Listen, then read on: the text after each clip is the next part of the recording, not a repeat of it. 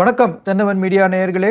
நீங்க நம்ம சேனலுக்கு சப்ஸ்கிரைப் பண்ணாம பார்த்துட்டு இருந்தீங்கன்னா, சப்ஸ்கிரைப் பண்ணி எங்களுக்கு ஆதரவு தெரிவிங்க. இப்போ திமுக கூட்டணியில விசிக அவங்களுக்கு 8 தொகுதிகள் குடுத்துருக்காங்க.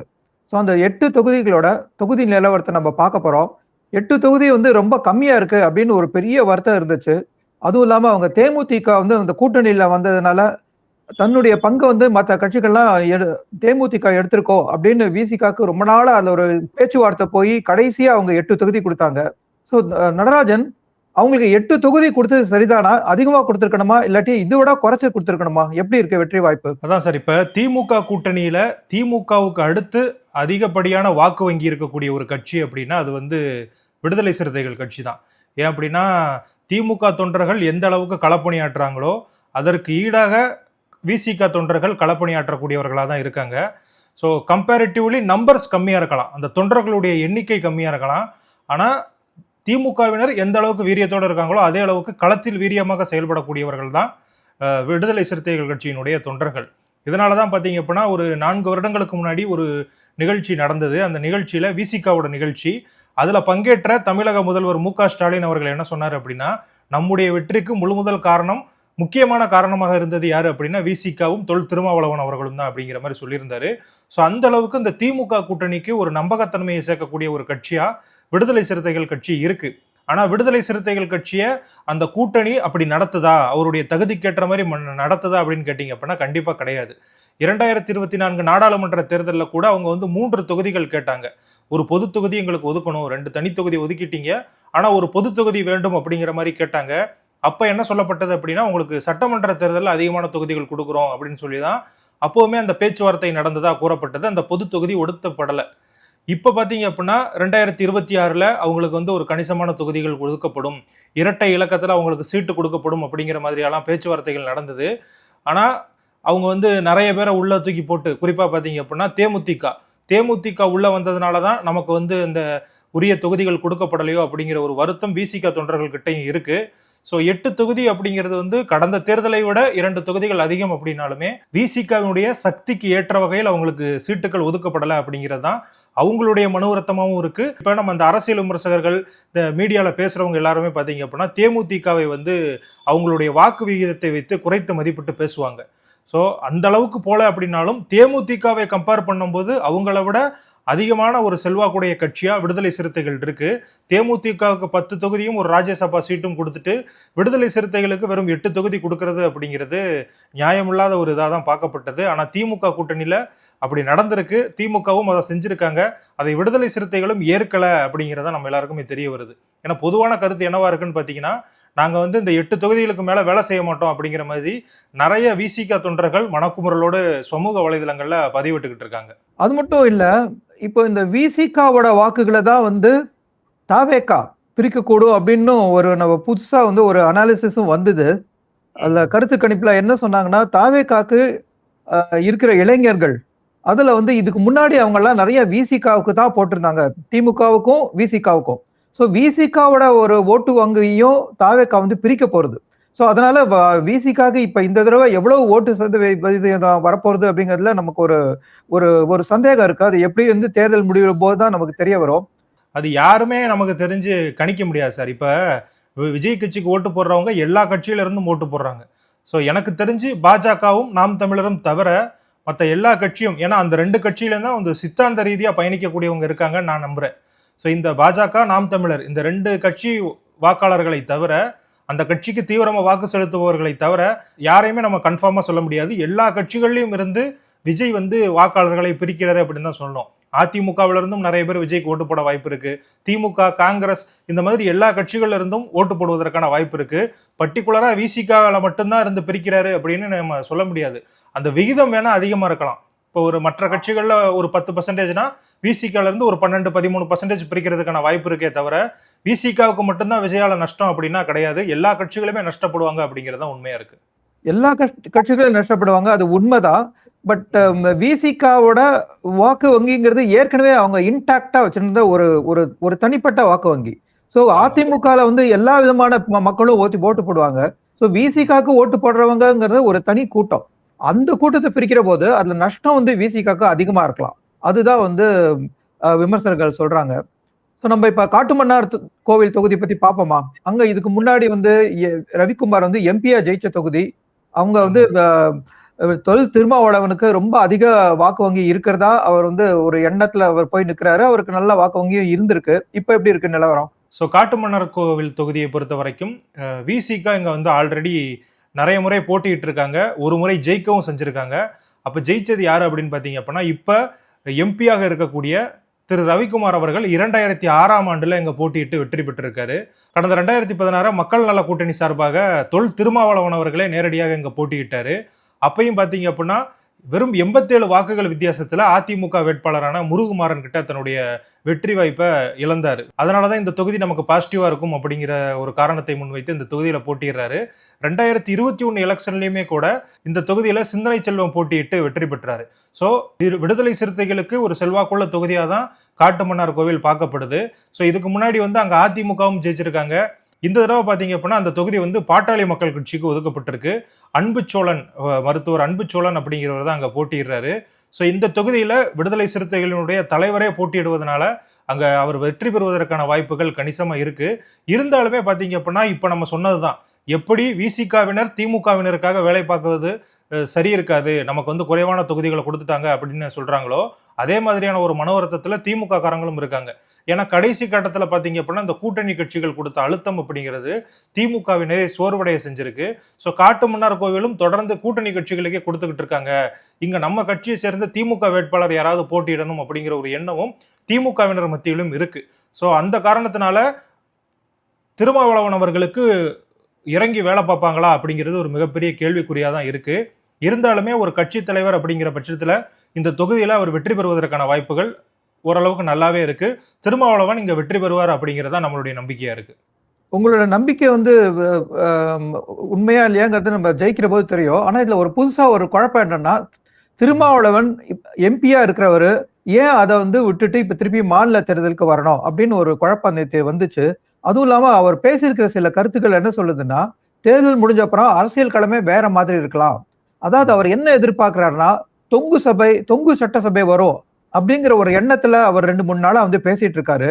அவருடைய எண்ணம் என்னமா இருக்கும் அப்படின்னு அரசியல் விமர்சகர்கள் சொல்றாங்கன்னா, தொங்கு சட்டசபை வந்து திமுக வந்து தனி பெரும்பான்மையில ஆட்சி அமைக்க முடியாத பட்சத்துல விசிகாவோட துணையோட அவங்க ஆட்சியில் அமைக்கணும் அப்படின்னா, அந்த ஆட்சியில திருப்பியும் அவங்க ஆட்சியில பங்கு கேட்கறதுக்கு தயாரா இருக்கிறதாகவும், அந்த சமயத்துல தொல் திருமாவளவன் அவர் ஒரு எம்எல்ஏவா இருந்தா அவருக்கே ஒரு மினிஸ்டர் பதவி கொடுக்க அவங்க கேட்க போறதாகவும் அந்த எண்ணத்துல இருக்கிறதுனால தான் அவர் மாநிலத்தில் இறங்கிக்கிறதா வருது.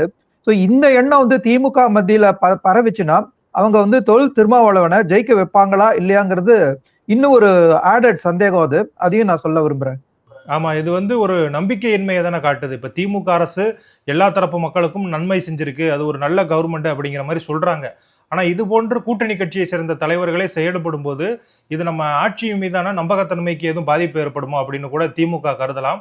ஆமா, அதை வந்து நிச்சயமா வந்து அதை எதிர்பார்க்கலாம். ஸோ அடுத்தது கள்ளக்குறிச்சி சட்டமன்ற தொகுதி, அங்க எப்படி இருக்கு நிலவரம்? கள்ளக்குறிச்சி சட்டமன்ற தொகுதி கடந்த தேர்தலில் அதிமுக 25,000 ஓட்டுகள் வித்தியாசத்துல ஜெயிச்ச ஒரு தொகுதி. காங்கிரஸ் வேட்பாளர் மணிரத்னம் அப்படிங்கிறவர் தான் போட்டியிட்டார். ஸோ இந்த தொகுதியை பொறுத்த வரைக்கும் கடந்த 3 தேர்தல்களாகவே அதிமுக வெற்றி பெற்ற ஒரு தொகுதியாக தான் பார்க்கப்படுது. அது மட்டும் இல்லாமல் முக்கியமான விஷயம் என்னன்னா, ஒவ்வொரு முறையும் ஒவ்வொரு புது புது எம்எல்ஏக்கள் வந்திருக்காங்க. ஸோ ஒரு குற்றச்சாட்டு இருக்கும், இந்த திராவிட கட்சிகள் பார்த்தீங்கன்னா தனி தொகுதியில் பட்டியலினத்தை சேர்ந்த ஒரு எம்எல்ஏவை தொடர்ந்து அவங்க நிப்பாட்ட மாட்டாங்க. ஏன் அப்படின்னா அவங்க வந்து ஒரு பவர்ஃபுல்லான ஆளா, அந்த பகுதியில் ஒரு பவர்ஃபுல்லான ஆளா வந்து வளருவது வந்து அவங்களுக்கு பிடிக்காது, அதனாலதான் வேற வேற ஆட்களை நிப்பாட்டுவாங்க அப்படிங்கிற மாதிரி சொல்லுவாங்க. தொகுதியினுடைய நிலவரத்தை பார்த்தோம் அப்படின்னா அது நமக்கு அப்படித்தான் தெரியுது. ஏன் அப்படின்னா 3 முறையுமே வெவ்வேறு எம்எல்ஏக்கள் அதிமுக சார்பில் ஜெயிச்சிருக்காங்க. இந்த தடவையும் ராஜீவ் காந்தி அப்படிங்கிறவர் அதிமுக சார்பில் நிப்பாட்டப்பட்டிருக்காரு. அவரை எதிர்த்து விசிக சார்பில் திமுக கூட்டணியில யாருக்கு வாய்ப்பு கொடுத்திருக்காங்கன்னு பாத்தீங்க அப்படின்னா மாலதி அப்படிங்கிறவங்க. ஸோ இந்த மாலதி யாரு அப்படின்னா திருமாவளவன் அவர்களுடைய சகோதரியின் மகள். அதாவது திருமாவளவன் இவங்களுக்கு வந்து தாய்மாமா முறை வர்றாரு. ஸோ அப்படி இருக்கும் பொழுது குடும்ப அரசியலுக்கு எதிராக குரல் கொடுக்கக்கூடியவர்கள் இதை பத்தி பேசுவாங்களா அப்படிங்கிறது நமக்கு தெரியல. இந்த தொகுதி அதிமுகவுக்கு பலமான ஒரு தொகுதியா பார்க்கப்படுது. கண்டிப்பா இங்க அதிமுக வெற்றி பெறுவதற்கான வாய்ப்புகள் தான் அதிகமா இருக்கு. ஸோ வந்து குடும்ப அரசியல வந்து பண்றது திமுக கூட்டணியில புதுசு இல்லை. அவங்க கூட்டணிக்குள்ள யாரும் அதை கொஸ்டின் பண்ண போறது இல்லை. வெளியில இருக்கிறவங்களுக்கு இந்த தகவல் கண்டிப்பா தெரியணும். ஸோ அந்த வகையில் நல்லது. ஆனா இந்த இடத்துல வந்து நம்ம நாம் தமிழர் வேட்பாளரும் தாவேகா வேட்பாளரும் எப்படி எவ்வளவு தூரம் செல்வாக்கோட இருக்காங்க? நாம் தமிழர் கட்சி சார்பில் நாகம்மாள் அப்படிங்கிறவங்க போட்டியிடுறாங்க. அதே மாதிரி பார்த்தீங்க அப்படின்னா அருள் விக்னேஷ் அப்படிங்கிறவர் தமிழக வெற்றி கழகம் சார்பில் போட்டியிடுறாரு. ஸோ இவங்க 2 பேருமே அந்த அளவுக்கு பரிட்சயமான முகங்களா இல்லாததுனால பெரிய ஃபைட் வந்து கொடுக்கறதுக்கான வாய்ப்புகள் இல்லை. ஓரளவுக்கு கணிசமான வாக்குகளை வாங்குவதற்கான வாய்ப்பு இருக்கு. நீங்க முதலே சொன்ன மாதிரி தமிழக வெற்றி கழகம் விசிகாவினுடைய வாக்குகளை பிரித்தாங்க அப்படின்னா அதிமுகவினுடைய வெற்றிக்கு இன்னுமே யூஸ்ஃபுல்லா இருக்கும். ஏன் அப்படின்னா இங்க அதிமுகவுக்கு செல்வாக்கு இருக்குன்னு நம்ம பார்த்துட்டோம். கடந்த முறை பார்த்தீங்க அப்படின்னா 10 வருட ஆன்டி இன்கம்பன்சி எதிர்த்து 25,000க்கும் மேற்பட்ட வாக்குகள் வித்தியாசத்துல ஜெயிக்கிறாங்க அப்படின்னா இந்த தடவை அதிமுகவினுடைய வெற்றி ரொம்ப சுலபமா இருக்கும் அப்படின்னு தான் நான் நினைக்கிறேன். ஸோ இந்த 2 கட்சிகளுமே இங்க அந்த அளவுக்கு பிளே பண்ணுவாங்களா அப்படிங்கிறதும் நமக்கு தெரியல. கண்டிப்பா அந்த வாக்கு வந்து ஸ்பிளிட் ஆச்சுன்னா அதுக்கு அட்வான்டேஜ் வந்து அதிமுகவுக்கு தான். நம்ம அடுத்தது திண்டிவனத்தை பார்ப்போம். திண்டிவனம் பாமக ஸ்ட்ராங்கா இருக்கிற இடம் நினைக்கிறேன். அங்க ஆனா ஏடிஎம்கே கொடுத்திருக்காங்க அவங்க கூட்டணியில. அதை பத்தி சொல்லுங்க. வன்னி அரசு ரொம்ப முக்கியமான பிரமுகர் நிற்கிறாரு. ஆமா ஆமா, ஒரே ஒரு இது மட்டும் பாத்துக்கிறேன், சாரி. ஸோ திண்டிவனம் வந்து இப்போ அதிமுக சிட்டிங் எம்எல்ஏவாக இருக்கக்கூடிய ஒரு தொகுதி. அவருக்கு தான் திரும்பவுமே சீட்டு கொடுத்துருக்காங்க. கடந்த தேர்தலில் அதிமுக வேட்பாளர் அர்ஜுனன் அவர் வந்து திமுக வேட்பாளர் சீதாபதியை விட 9,753 வாக்குகள் வித்தியாசத்தில் ஜெயிச்சிருக்காரு. ஸோ 2000க்கு அப்புறமா பார்த்தீங்க அப்படின்னா 4 முறை அதிமுக இந்த தொகுதியில் ஜெயிச்சிருக்காங்க. ஒரே ஒரு முறை மட்டும்தான் திராவிட முன்னேற்ற கழகம் ஜெயிச்சிருக்காங்க. அந்த வகையில் பார்க்கும் பொழுது இதுவுமே அதிமுகவுக்கு ஒரு நல்ல செல்வாக்குள்ள ஒரு தொகுதியாக தான் பார்க்கப்படுது. ஸோ சிட்டிங் எம்எல்ஏ அர்ஜுனன் தான் திரும்பவும் போட்டியிடுறாரு. இங்க வந்து விசிக சார்பில் வன்னி அரசு அந்த கட்சியிலே மிக முக்கியமான ஒரு நபர். தொல் திருமாவளவன் அவர்களுடைய நம்பிக்கைக்கு உரித்தான ஒரு நபராக பார்க்கப்படுறாரு. ஸோ கடந்த முறை வானூர் தொகுதியில் போட்டியிட்டாரு. இதே மாவட்டத்தில் இருக்கக்கூடிய தொகுதி தான் வானூர். அங்கே போட்டியிட்டு அதிமுக வேட்பாளர்கிட்ட தோல்வியடைந்தார். ஸோ இந்த முறை அவருக்கு வெற்றி வாய்ப்பு இருக்கா அப்படின்னு பார்த்தோம் அப்படின்னா அதுக்கு வாய்ப்புகள் ரொம்பவே கம்மி அப்படின்னு தான் சொல்லணும். ஏன் அப்படின்னா அதிமுக செல்வாக்குடைய ஒரு தொகுதியாக தான் திண்டிவனம் இருக்கு. ஸோ இந்த பகுதியில் பாமகவும் அவங்க கூட கூட்டணியில் இருக்கிறதுனால அந்த வன்னியர் சமுதாய மக்களுடைய வாக்குகள் அதிமுக கூட்டணிக்கு வருவதில் எந்தவித பிரச்சனையும் இருக்காது. தாழ்த்தப்பட்ட மக்களும் இங்கே அதிகமாக இருக்காங்க, பட்டியலின மக்கள். அவங்களுடைய ஓட்டுகள் முழுசா நீங்க சொன்ன மாதிரி வன்னி அரசுக்கு விழுந்துச்சு அப்படின்னா அவர் வெற்றி பெறுவதற்கான வாய்ப்பு இருக்கு. அதுவுமே பல்வேறு பக்கம் சிதறிச்சு அப்படின்னா இங்க வெற்றி பெறுவதற்கான வாய்ப்புகள் ரொம்ப கம்மியா தான் இருக்கு அப்படின்னு நினைக்கிறேன். ஸோ இதுவுமே அதிமுகவுக்கு ஒரு சாதகமான தொகுதியாக தான் பார்க்கப்படுது. வன்னியரசு அவர்கள் வெற்றி பெறுவதற்கான வாய்ப்புகள் ரொம்பவே கம்மியா தான் இருக்கு. அடுத்தது வந்து செய்யூர். அதுவும் வந்து அதிமுக வந்து ஒரு ஸ்ட்ராங்கா இருக்கிற ஒரு தொகுதி மாதிரி தான் தெரியுது. அங்க எப்படி இருக்கு நிலவரம்? செய்யூர்ல கடந்த முறை வந்து பனையூர் பாபு அப்படிங்கிறவர் தான் எம்எல்ஏவா இருந்தாரு. அவர் வந்து விடுதலை சிறுத்தைகள் கட்சியை சேர்ந்தவர்.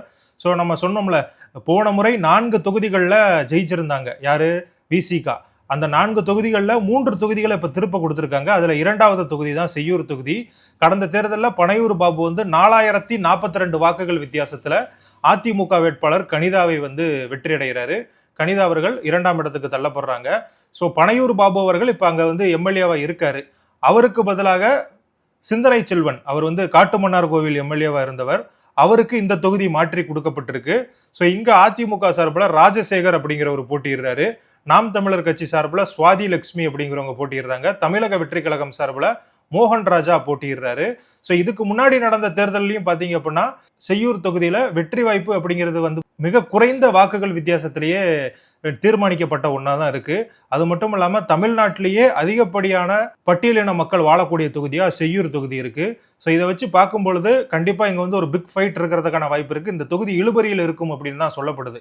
ஏன் அப்படின்னா கடந்த தேர்தலே 4,000 ஓட்டுகள் வித்தியாசத்துல தான் அந்த வெற்றி அப்படிங்கிறது தீர்மானிக்கப்பட்டிருக்கு. இப்ப வேட்பாளர் வேற மாறி இருக்காரு. பார்ப்போம். இது வந்து ஒரு இழுபறி உள்ள ஒரு தொகுதியா பார்க்கப்படுது. இழுபறி யார் 2 பேருக்கு நடுவுல? கண்டிப்பா அதிமுக விசிக நடுவுல தான். சிந்தனை செல்வன் வந்து ரொம்ப செல்வாக்குள்ள ஒருத்தர். அவர் காட்டுமன்னார் கோவில்ல வெற்றி பெற்றிருக்காரு. சோ அவருக்கும் ராஜசேகருக்கும் நடுவுல இழுபறி இருக்கலாம். இங்கேயும் ஒருவேளை தாவேகா வந்து ஓட்டுகளை பிரிச்சா அப்ப வேணா அதிமுகவுக்கு சாதகமா போகலாம். எல்லா இடத்துலயும் அது ஒரு பொதுவான விஷயமா இருக்குன்னு தான் நான் பாக்குறேன். ஆமா, ஒருவேளை அதிமுகவினுடைய ஓட்டுகளை தாவேகா பிரிச்சதுன்னா அது விசிகாக்கு வெற்றி பெறுவதற்கான வாய்ப்புகள் இருக்கும். அடுத்தது நம்ம அரக்கோணத்தை பத்தி பார்ப்போம். அரக்கோணத்துல எப்படி இருக்கு நிலவரம்? அரக்கோணத்துல 3 முறை எம்எல்ஏவாக இருக்கக்கூடிய சு ரவி அவர்கள் திரும்ப போட்டியிடுறாரு. அவர் வந்து அதிமுக வேட்பாளர். ஸோ அவர் வந்து ஹாட்ரிக் வெற்றி பதிவு செஞ்சுட்டு 4வது முறையா வெற்றி பெறுவதற்காக தயாராக இருக்காரு அப்படின்னு தான் சொல்லணும். ஸோ போன தடவை விசிகாக்கு தான் இந்த தொகுதி ஒதுக்கப்பட்டது. கௌதம சன்னா அப்படிங்கிறவர் வந்து இந்த தொகுதியில போட்டியிட்டாரு. அவரை விட சு ரவி அவர்கள் அதிமுகவை சேர்ந்தவர் 27,169 வாக்குகள் வித்தியாசத்துல ஜெயிக்கிறாரு. ஸோ இது வந்து மிகப்பெரிய ஒரு வெற்றியா பார்க்கப்படுது அதிமுக தரப்புல. இந்த முறையும் ரவி அவர்களுக்கு தான் அதிமுக சார்பில் வாய்ப்பு கொடுக்கப்பட்டிருக்கு. விசிக சார்பில் யார் நிற்கிறாங்க அப்படின்னு பார்த்தீங்க அப்படின்னா எழில் கரோலின் அப்படிங்கிறவங்க போட்டிடுறாங்க. இவங்க வந்து தலித் ஏழுமலை அவருடைய பேத்தி அப்படின்னு சொல்லப்படுது. ஸோ அதனால அவங்களுக்கு குடும்ப செல்வாக்கு ஓரளவுக்கு இருக்கு. இங்க வந்து சு ரவி வந்து ரொம்ப ஸ்ட்ராங்கான ஒரு வேட்பாளராக இருக்கிறதுனால கண்டிப்பா இங்க வந்து அதிமுக வெற்றி பெறுவதற்கான வாய்ப்புகள் தான் அதிகமா இருக்கு. ஸோ அடுத்தது பெரியகுளம். அவங்களுக்கு வந்து விசிகாக்கு பெரியகுளம் தொகுதி கொடுத்ததே வந்து ஒரு விதமான ஆச்சரியமான விஷயம். அங்க வந்து அதிமுக குறிப்பா இப்போ வந்து தினகரன் ரொம்ப செல்வாக்குள்ள ஒரு இடம் அது பெரியகுளம். ஸோ அங்க விசிகா கொடுத்துருக்காங்க. அங்க எப்படி இருக்காங்க? வெற்றி வாய்ப்பு இருக்கா ஆற்றல் அரசுக்கு? அதாவது பெரியகுளம் தொகுதியில வந்து பாத்தீங்க அப்படின்னா முன்னாள் முதல்வர் ஓ பன்னீர்செல்வம் அவர்கள் 2 முறை ஜெயிச்ச ஒரு தொகுதி தான் பெரியகுளம் தொகுதி. ஸோ அவருக்கு அங்க வந்து ஓரளவுக்கு செல்வாக்கு இருக்கு அப்படின்னு தான் சொல்லணும். அதே மாதிரி அமமுகவுக்கு இந்த தொகுதியை ஒதுக்கியிருக்காங்க. நீங்க ஆற்றல் அரசை பத்தி பேசியிருந்தீங்க. ஆற்றல் அரசு யாரு அப்படின்னு பாத்தீங்க அப்படின்னா அந்த கட்சியினுடைய ஒரு முக்கிய பொறுப்புல இருக்கக்கூடியவர் மூத்த உறுப்பினர். அதாவது விடுதலை சிறுத்தைகள் கட்சி ஆரம்பிக்கும் முன்னாடியே திருமாவளவனுக்கும் ஆற்றல் அரசுக்கும் அந்த நட்பு அப்படிங்கிறது இருந்திருக்கு. ஸோ அதனால அந்த காலத்துல இருந்தே அவங்க 2 பேரும் இணைந்து பயணிக்கக்கூடியவங்க. இப்ப நம்ம எல்லாருக்குமே தெரியும் டிவி விவாதங்கள் எல்லாம் பேசக்கூடியவர் சங்கத்தமிழன் அப்படின்னு ஒருத்தர் பேசுவாரு. அவருடைய சொந்த அண்ணன் தான் இந்த ஆற்றல் அரசு. ஸோ அப்படி இருக்கும் பொழுது இவங்க வந்து விசிகாவில் காலம் காலமாக இருக்கக்கூடிய ஒரு நபராக தான் பார்க்கப்படுறாரு. மூத்த உறுப்பினர் அப்படிங்கிறனால இந்த கொடுத்துருக்காங்க. அதிமுக கூட்டணியில் அமமுக தான் இங்கே போட்டியிடுது. அமமுக சார்பில் யார் களமிறங்குறாங்க அப்படின்னா முன்னாள் எம்எல்ஏ கதிர்காமு. அவர் வந்து ஒரு மருத்துவரும் கூட. ஸோ அவரை எதிர்த்து தான் இங்கே போட்டியிட போறாரு. ஸோ இந்த தொகுதியுமே பார்த்தீங்க அப்படின்னா ஒரு 50-50 இருக்கக்கூடிய தொகுதி தான். ஏன் அப்படின்னா கடந்த தேர்தலில் திமுக இங்கே வெற்றியை பதிவு செஞ்சிருந்தாங்க. கிட்டத்தட்ட 21,321 வாக்குகள் வித்தியாசத்துல திமுக வெற்றி பெறுது. அப்ப அமமுக வேட்பாளர் கதிர்காமு 16,000 வாக்குகள் வாங்குறாரு. ஸோ இதுவுமே பாத்தீங்க அப்படின்னா அதிமுக அமமுக இந்த 2 கட்சியும் சேர்த்தாலுமே ஒரு 5,000 கேப் இருக்கு. ஸோ 5,000 வாக்குகள் தான் திமுக வந்து முன்னிலையில இருக்கு. அது மட்டும் இல்லாம 2019லயும் 2021லயும் திமுக வந்து ஜெயிச்ச ஒரு தொகுதியா இருக்கு. ஆற்றல் அரசு வெற்றி பெறுவதற்கும் வாய்ப்பு இருக்கு. ஒரு குறைஞ்ச வாக்குகள் வித்தியாசத்துல தோல்வி அடைவதற்கான வாய்ப்புகளும் இங்க இருக்கு. பார்க்கணும் நம்ம வந்து இந்த ஓபிஎஸ் வந்து திருப்பியும் வந்து அவருடைய ஓட்டு வந்து திமுக பக்கம் போறதா இல்லாட்டி வந்து அதிருப்தியா இருந்து நாங்க திமுக பக்கம் நாங்க போட மாட்டோம் நீங்க போனாலும் அப்படின்னு அவங்கெல்லாம் வந்து அமமுகவுக்கும் அதிமுகவுக்கும் கொடுக்க போறாங்களா அவங்க வாக்குகளை அப்படிங்கறத பொறுத்தும் அங்க இருக்கு. அங்க பாப்போம் ஓட்டு வந்து எப்படி பிரியுதுன்ட்டு. அடுத்தது திருப்போரூர் பன்னீர்தாஸ் நிக்கிறாரு. அவருக்கு எப்படி இருக்கு? ஸோ கடந்த தேர்தலையுமே இங்க வந்து விசிக வேட்பாளர் தான் போட்டியிட்டு இருந்தாரு. இதுவுமே வந்து ஒரு பொது தொகுதி. அதாவது நம்ம பார்த்த கடந்த 6 தொகுதிகள் இருக்குல்ல, இந்த 6 தொகுதிகளுமே தனி தொகுதிகள். இப்போ நம்ம பார்க்கக்கூடிய தொகுதி வந்து திருப்போரூர் வந்து ஒரு பொது தொகுதி. இந்த தொகுதியில எஸ் பாலாஜி அப்படிங்கிறவர் அவர் தான் போன தடவை ஜெயிச்சிருந்தாரு. 1947 வாக்குகள் வித்தியாசத்துல வெற்றி பெறாரு. மிக ஒரு சின்ன ஒரு கேப்ல தான் வெற்றி பெறாரு. அப்பவுமே பாத்தீங்க அப்படின்னா இந்த தொகுதியை அதிமுக கூட்டணியில பாமகக்கு தான் ஒதுக்கி இருந்தாங்க. ஸோ பாமக சார்பில் ஆறுமுகம் அப்படிங்கிறவர் அங்க போட்டிட்டு இருந்தாரு. இந்த தேர்தலையும் பாமகவுக்கு தான் அந்த தொகுதி ஒதுக்கப்பட்டிருக்கு. வழக்கறிஞர் பாலு வந்து நம்ம தொலைக்காட்சி விவாதங்கள்லாம் பார்த்துருக்கலாம். ஸோ அவர் தான் இங்க போட்டியிடுறாரு. ஸோ இந்த தொகுதியுமே ஒரு 50-50 தொகுதி தான். யாருக்கு வெற்றி அப்படிங்கிறது அந்த மே 4ஆம் தேதி தான் நமக்கு தெரியும். இங்க வந்து திமுகவுக்கும் செல்வாக்கு இருக்கு, அதிமுகவுக்கும் செல்வாக்கு இருக்கு, பாமகவுக்கும் செல்வாக்கு இருக்கு.